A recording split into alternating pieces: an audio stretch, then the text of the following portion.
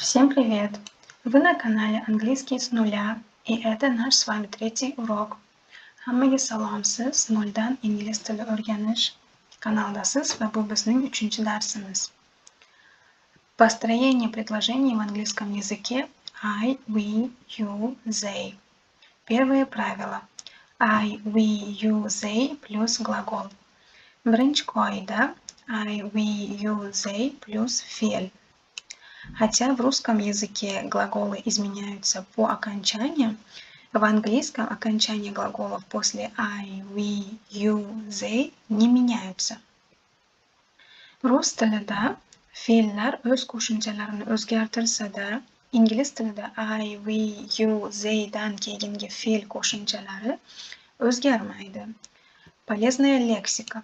Foydali lug'at. We, мы, biz. They, они, ular. Study, учиться. Где-то, o'qish, qayerdadir. Строим предложение. Mana shu so'zlar bilan jumlalar tuzamiz. We see, мы видим, biz ko'ryapmiz. They understand, они понимают, ular tushunyapti. I study, я учусь, men o'qiyapman. I understand, я понимаю, men tushunyapman.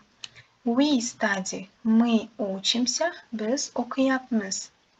They work, они работают, ular ishlayapti. You know, ты знаешь, sen bilasan. They see, они видят, ular ko'ryapti. We understand, мы понимаем, biz tushunyapmiz. They study, они учатся, ular o'qiyapti. Давайте попрактикуемся на примере глагола иметь. Здесь можно перевести по-разному. Keling, misol tariqasida have fe'lidan foydalanib mashq qilib ko'ramiz. Uni turli yo'llar bilan tarjima qilish mumkin. Правило второе. I, we, you, they плюс have плюс что-то еще. Ikkinchi qoida. I, we, you, they плюс have плюс yana nimadir qo'shimcha. Пример. Misol keltiramiz. I have. Я имею. У меня есть. Menda bor. We have. Мы имеем. У нас есть. Bizda bor. You have. Ты имеешь. Вы имеете. У тебя есть. У вас есть. Senda bor yoki sizda bor. They have. Они имеют. У них есть. Ularda bor. Полезная лексика. Foydali lug'at. Have. Иметь. Bor. Want. Хотеть. Xohlash. Help. Помогать. Yordam berish. Строим предложение с этими словами. Shu so'zlar bilan jumlalar tuzib ko'ramiz. I have. У меня есть. Menda bor.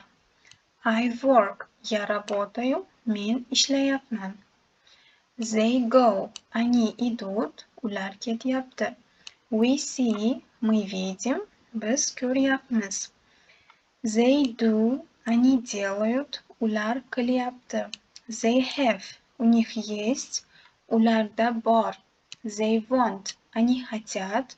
Ular xohlayapti. I want. Я хочу. Men xohlayapman. You understand. Ты понимаешь. Sen tushunyapsan yoki siz tushunyapsiz. They help. Они помогают. Ular yordam beryapti. На этом месте наш третий урок подошел к концу. Друзья, всем спасибо за просмотр. Shu joyda bizning darsimiz o'z nihoyasiga yetdi. Tomosha uchun rahmat.